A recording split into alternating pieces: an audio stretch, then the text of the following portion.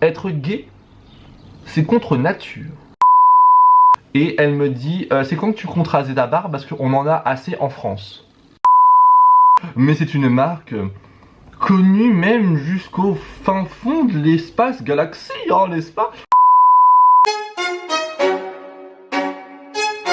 ¿Qué pasa contigo? Dímelo. Les amis, on se retrouve aujourd'hui pour une nouvelle vidéo et j'ai envie de vous dire que je n'ai absolument plus l'habitude d'avoir mon cucu posé sur un fauteuil, puisque depuis des mois et des mois et des mois, je vous tourne des vidéos vlog.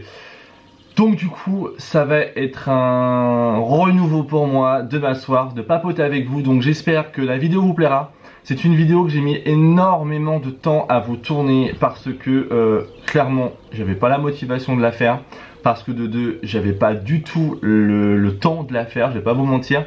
Et de trois, c'est parce que j'ai eu énormément de relances de votre part pour vous faire cette vidéo. Donc je ne sais pas si elle vous plaira. Let's go pour une story time. Prenez un thé, un café, des bonbons, des gâteaux, des chocobons, des Kinder, tout ce que vous voulez, tout ce que vous avez à portée de main, n'est-ce pas? Bref, c'est parti, let's go pour la vidéo.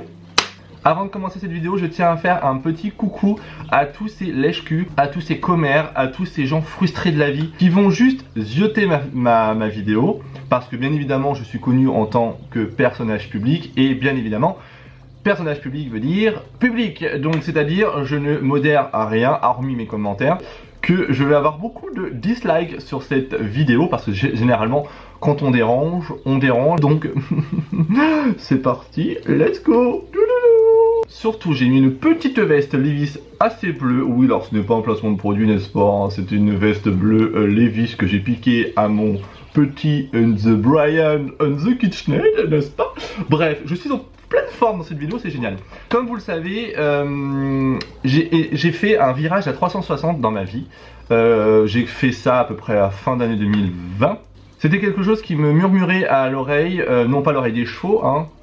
Est-ce que vous avez fait le petit... bref, allez, je vais pas commencer comme ça, sinon, au moment où je vous tourne cette vidéo, il est 18h39, j'aimerais qu'à 19h, cette vidéo soit bâclée.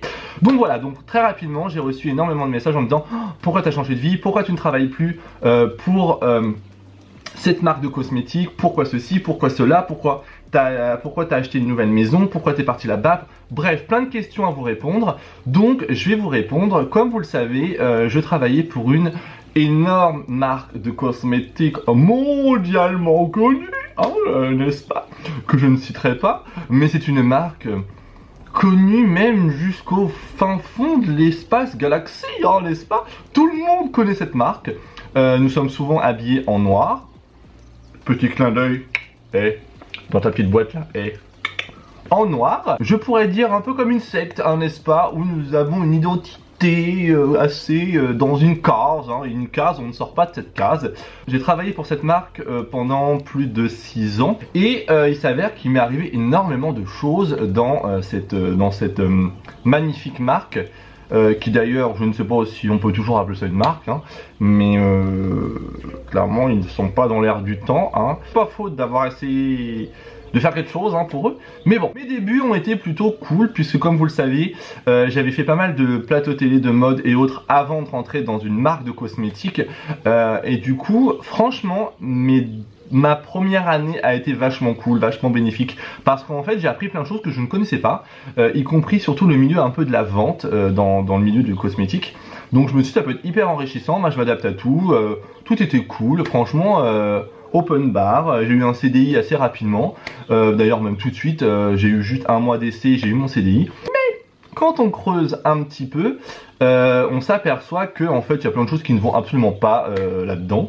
Vous avez les maquilleurs, donc les maquilleurs. Donc du coup vous avez ces personnes là, vous avez encore les autres personnes au-dessus et vous avez également les représentants des marques, donc pour cette marque-ci. Donc moi je vais les appeler Tom Tom et Nana, hein, voilà, je pense que Tom Tom et Nana leur correspond plutôt pas mal.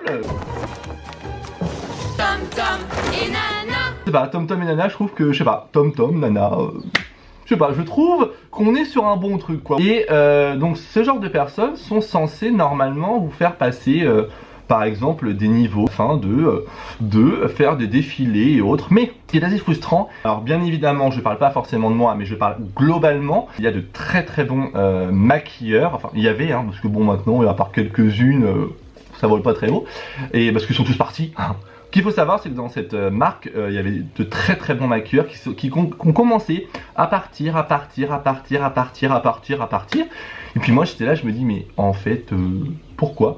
Et en fin de compte quand vous creusez, il n'y a rien qui va. Il n'y a pas de reconnaissance, il n'y a pas d'augmentation de salaire. Vous faites les défilés de mode, alors c'est génial, vous maquillez pour les plus grands défilés. Par contre vous êtes payé walou. C'est normal, tu comprends? Ça va avec la marque, bon pour l'image. Ouais, mais en fait ça vaut rien.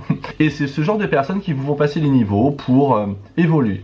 Sauf que moi en fait je ne voulais pas rentrer dans la case d'être suceur. Et du coup j'ai jamais voulu passer ces super magnifiques niveaux pour faire des choses inutiles, pas payées, sans reconnaissance, rien du tout. Je pense savoir peut-être maquiller ou penser peut-être savoir maquiller il y a 20-30 ans. Maintenant franchement, quand je vois des choses, mais une catastrophe, quand on voit qu'ils recrutent dans la formation, ça fait peur, n'est-ce pas? Vraiment, je me dis, mais alors là, faut... Moi, personnellement, en tant que grand boss, ça next. Ça next totalement, ça ne vend pas du rêve. Déjà que les produits ne vendent absolument plus de rêve depuis plusieurs années. Et ça, faut pas être né de la dernière pluie pour le comprendre et le voir. Petit à petit, l'oiseau n'a pas fait son nid, mais si. J'en ai eu marre. Voilà, j'en ai eu marre, rien n'allait. J'ai eu un rebond en mode, je me suis dit tiens, pourquoi je leur proposerais pas mes services d'influenceur à l'époque pour essayer de développer un peu les réseaux sociaux, les médias et autres de cette marque. J'ai eu un entretien avec Barbie, alors bien évidemment je donne des surnoms mais vous allez comprendre, c'est assez drôle. Donc j'ai une réunion avec Barbie, avec Lèche-Cul, avec Faux-Cul, avec la frustrée, enfin voilà, avec plein de personnes. Et en plus j'ai un cil dans l'œil. N'est-ce pas le karma qui est en train de me défoncer la tête?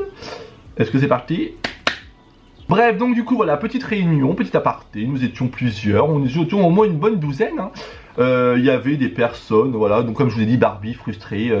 Il n'y avait pas Tom Tam et Nana, je n'ai pas eu la chance d'avoir Tom Tam et Nana à cette réunion. Donc bref, je leur fais mon speech, je leur explique ce qui ne va pas dans la marque, tout ça. C'était plutôt bénéfique parce que du coup j'ai réussi à avoir une création de poste pour moi. Donc c'était cool, mais bien évidemment, une création de poste pour 0 €. Alors je sais pas dans quelle boîte ça existe ça, mais alors on vous propose un contrat, un nouveau poste avec ça de liste de ce que vous deviez faire.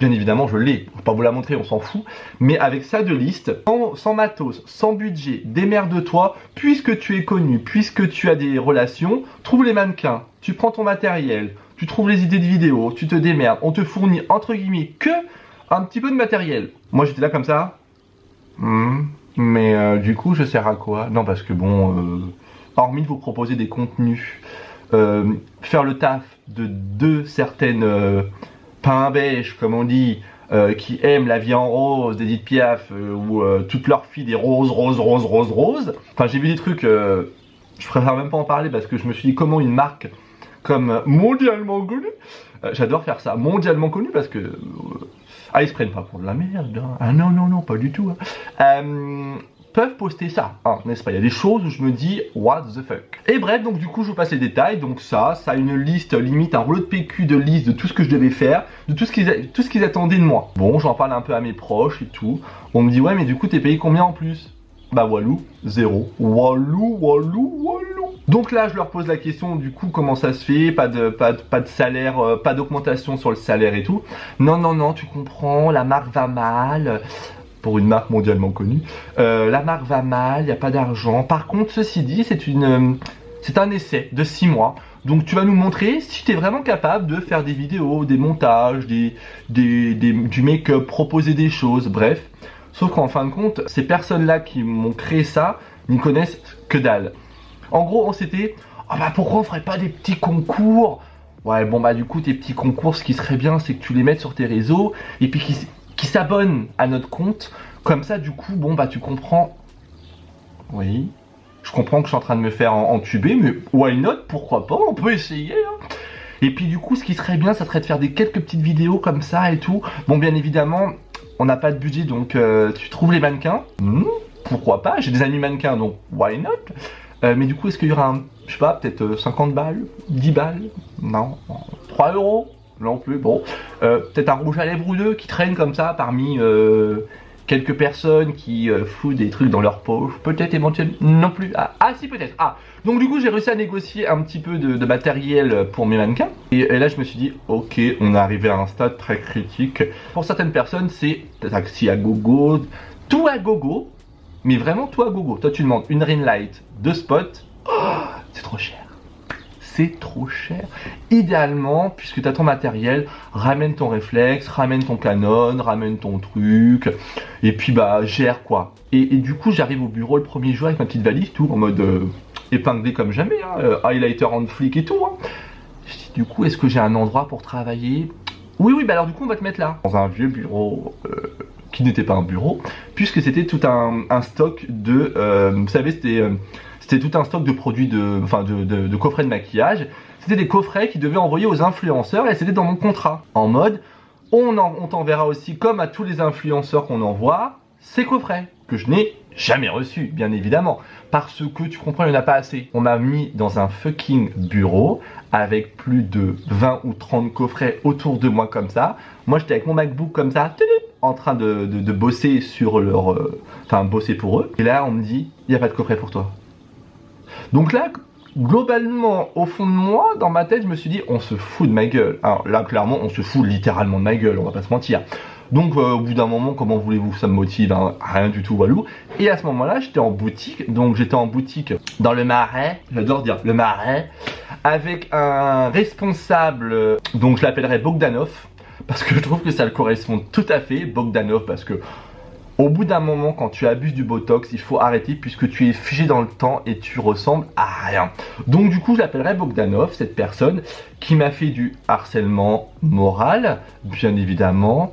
Mais quand je vous dis harcèlement moral, c'est quand même que pour que j'arrive avec la boule au ventre pour aller au boulot, c'est que vraiment, j'avais vraiment la boule au ventre pour y aller. Donc harcèlement moral, harcèlement mais vraiment sur des trucs...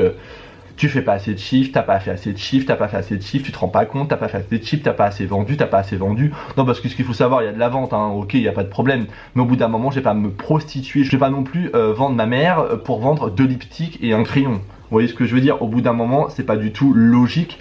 Et moi, de base, je suis maquilleur, hein, je vais pas vendre de la merde aux gens si ça ne leur correspond pas. Le chiffre, c'est bien, mais ça ne fait pas tout. Bon, le Rubio, ça lui correspond bien, je trouve. Je suis plutôt gentil, voilà. Avec la Rubio Flippette. Voilà, la Rubio Flippette. Je trouve que la Rubio Flippette, on est pas mal. Genre Rubio Flippette rouge, hein, voilà. En disant que j'en ai marre, je veux partir de cette boutique puisqu'elle ne me correspond pas. Et j'en ai marre. Je m'étais mis en arrêt parce que même mon docteur m'a vu que j'étais complètement en burn-out total. Personne ne m'a entendu dans cette boîte. Personne, mais vraiment personne. J'ai été convoqué, Rubio et Barbie, voilà, pour me dire, oui, la frustrée, très important, parce que la frustrée a quand même beaucoup son rôle là-dedans. La frustrée un peu botoxée maintenant, mais la frustrée. On m'a changé de boutique, on m'a mis aux Galeries Lafayette. Alors, les Galeries Lafayette, j'ai adoré. C'était l'une de mes plus belles, bon, la stand parce que c'était pas une boutique. Je travaillais avec des amis à moi, donc franchement, heureusement, parce que je suis tombé sur une Playmobil. Donc Playmobil c'était ma responsable, on va l'appeler Playmobil. Playmobil, une catastrophe. Enfin, mais quand je vous dis Playmobil, c'est qu'elle avait la coupe à la Playmobil. Ah voilà, c'était Playmobil en avant les histoires. Toi c'était comme ça, tout comme ça. Mais vraiment la frange comme ça, frustrée. Vegan, bio, je mange des herbes. Je mange du bio, mais je fume un gogo. Rien à voir, hein, je bois un gogo. D'autres serviettes là. Il y a des choses qui ne correspondaient pas, hein, mais bon, c'est pas grave. Hein, chacun sa vie, je ne juge pas, bien évidemment. A eu des propos. Au début, c'était très bien. Oh, c'était très bien. Oh, Maxime est tout un garçon dans l'équipe, vraiment. Et puis ça allait. Et puis de toute façon, j'étais blasé complètement. Hein, j'en pouvais plus. J'ai eu des propos, alors ce qui était assez drôle, tout âge, tout sexe, tout ethnie. Il n'y a pas une black, ou alors très tardivement, qui bosse dans les bureaux ou autres. bizarre. Bizarre. T'es un peu costaud. Bon, on va pas se mentir, mais... Bah next, hein. Clairement, ils vont faire genre d'en prendre une ou deux, malheureusement, et puis derrière, t'entends des choses en disant « Ah non, non. Ah non. Elle est pas assez comme ça. C'est pas vendeur. » Quand vous entendez ça, vous avez envie de... Et du coup, donc cette manager qui jugeait les gens sur l'apparence, sur le look vestimentaire, alors que elle, franchement, est quand même pour une Playmobil qui gagnait un salaire normalement de responsable, s'acheter des baskets sur AliExpress, qui craquent énorme, qui collait ses sandales avec du scotch, et toi on vient de voir en disant je suis pas très fan de ton haut là. C'est l'hôpital qui se fout de la charité. Enfin. Et alors, elle m'a quand même sorti un matin, dans le placard. Oui, nous avions un placard à la place d'un vestiaire, mais nous avions un placard quand même. Être gay, c'est contre nature. Imaginez moi, en tant que gay, bien évidemment, ma réaction. Je me suis dit, alors là, Playmobil, tu vas trop loin. Playmobil, tu me brises les burnes. Mondialement connu, hein. Je me suis dit, mais là par contre, on se fout de la gueule du monde. Avec du made in China sur tous les produits, on se fout de la gueule de qui? Et là, je me suis dit, alors là, c'est trop loin. Mais alors après, ça a été ça. Mais après, ça a été mais une cascade, hein, comme les chutes du Niagara. Quand même, on me dit, j'étais en conseil, cette Playmobil me sort, si j'étais ta mère, j'aurais revu ton éducation. Alors, tu n'es pas ma mère, tu n'es rien, à mes yeux, tu es une merde, hein, on va pas se mentir. Je te respecte parce que j'ai été justement bien élevé par ma mère, mais en fait, donc bref, voilà, c'est pour vous dire.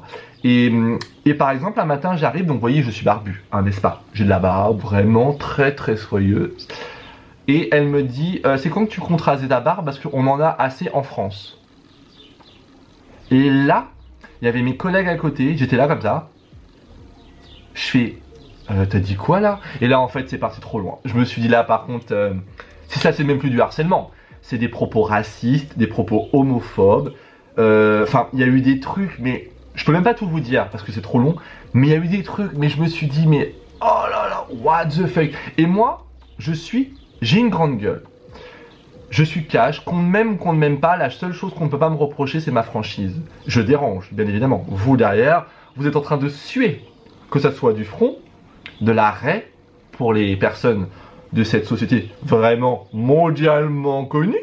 Et en fait, ils redoutaient cette vidéo parce qu'ils savaient très bien que j'allais la faire un jour ou l'autre. Elle critique cette marque mondialement connue, mais alors vraiment, elle critique elle critique tout le monde, hein. Barbie, elle critique la façon de fonctionner de la marque, elle critique Rubio, elle critique la frustrée botoxée, elle critique les formatrices, elle critique tout le monde.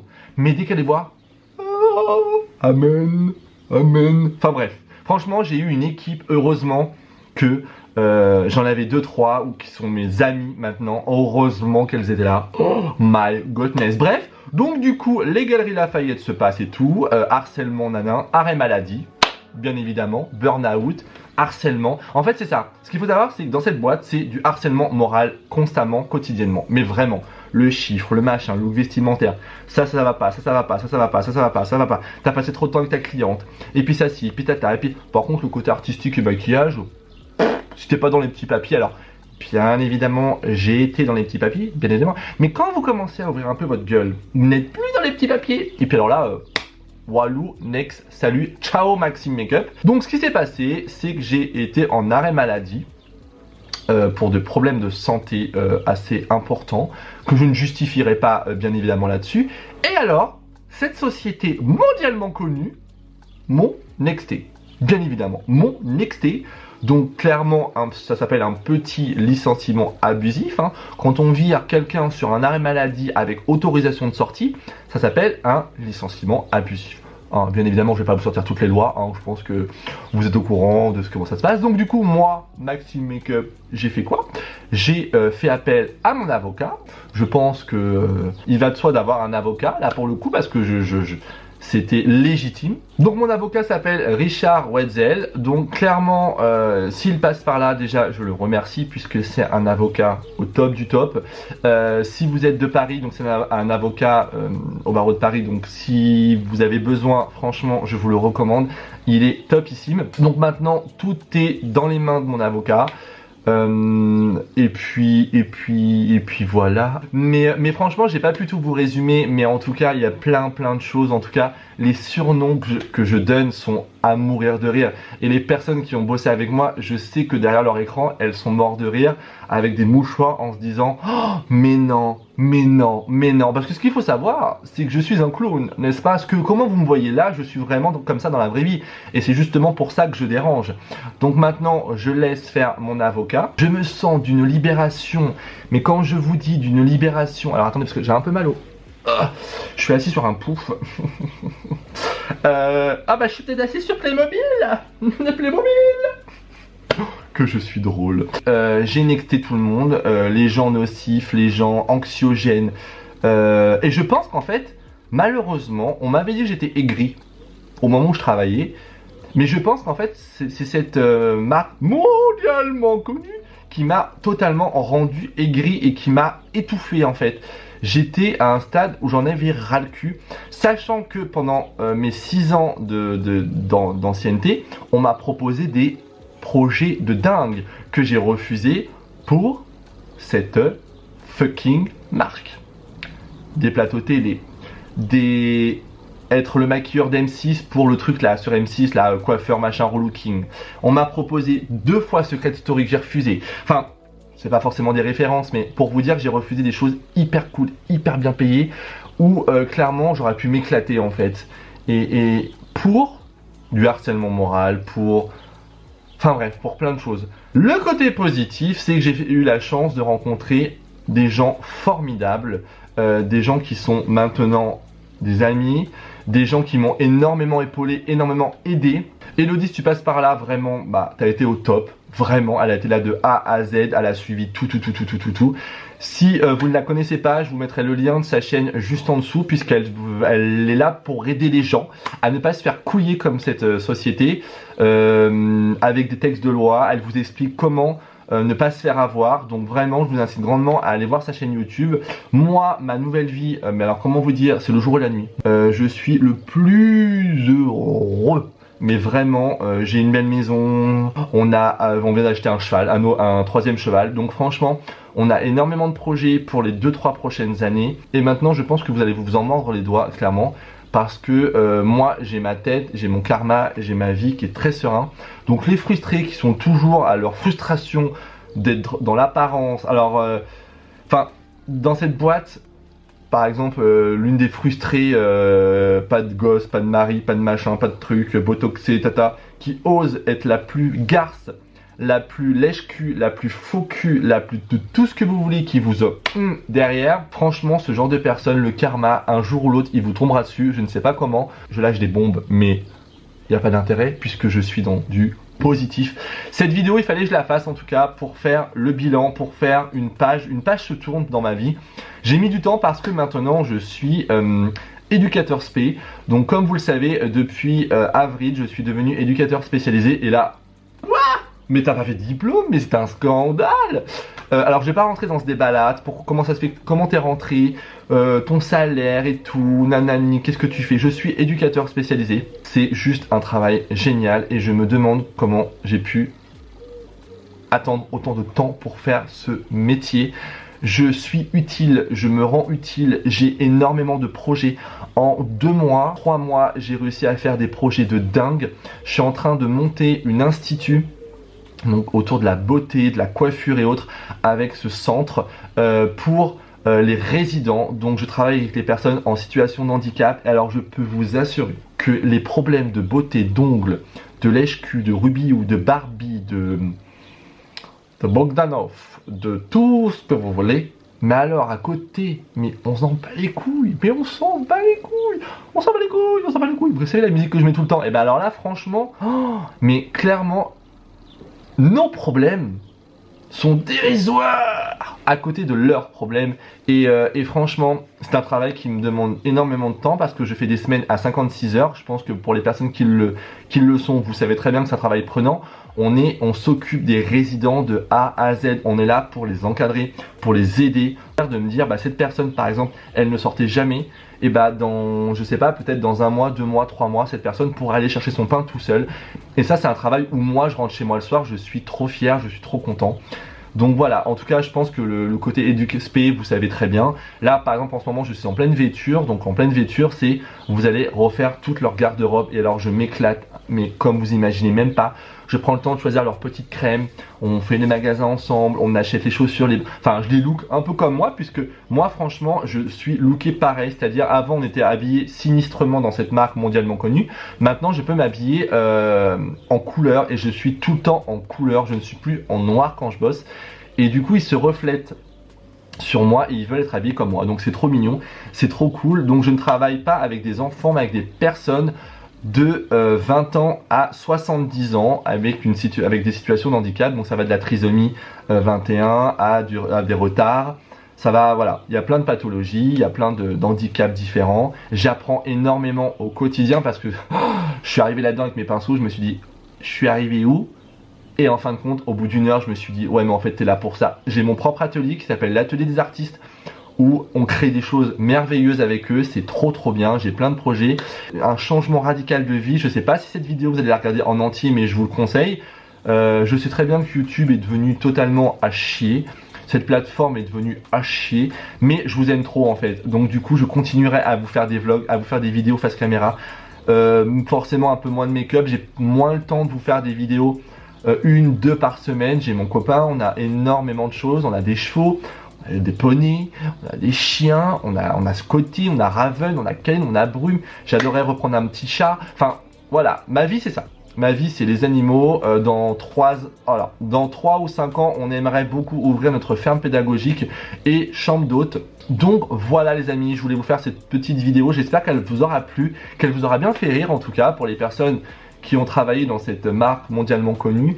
Comme vous le savez, voilà, maintenant, moi, je fais entièrement confiance à mon avocat. Il y a un jugement, c'est un procès, on est au tribunal, c'est entre le A et le B, donc le A et le B, mon avocat, et ensuite, c'est à eux de faire en sorte que bah, tout se passe, voilà, dans cette société qui va de plus en plus molle.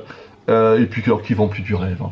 Clairement, de toute façon, maintenant, entre Huda Beauty, entre la Sananas qui va nous sortir une bête de collection, Martine Cosmétique qui déchire tout, franchement, mais toutes les marques, Anastasia Beverly Hills et tout, allez vous rhabiller, tout est has-been, tout est moche, c'est pas pigmenté. C'est des choses qu'on dit, les clientes le disent. Si vous derrière votre écran, je pense que vous vous êtes rendu compte de plein de choses. Au bout d'un moment, il faut aller avec son temps, et quand des marques s'arrêtent en 90 et qu'on est en 2021, c'est un petit peu compliqué. Donc en tout cas, Tom et Nana, je vous souhaite beaucoup de réussite. Avec de la licorne, avec des drapeaux, avec des coquillages collés, avec du glossy, avec des bouches pas droites, avec du liner pas droit. Voilà. Et puis moi sur ce, tout ce qui est Bogdanov, la frustrée, la Rubio, la Barbie, Bimbo, tout ce qui est tout le gratin du gratin. Bah je vous dis bon courage et puis à bientôt peut-être dans de nouvelles aventures.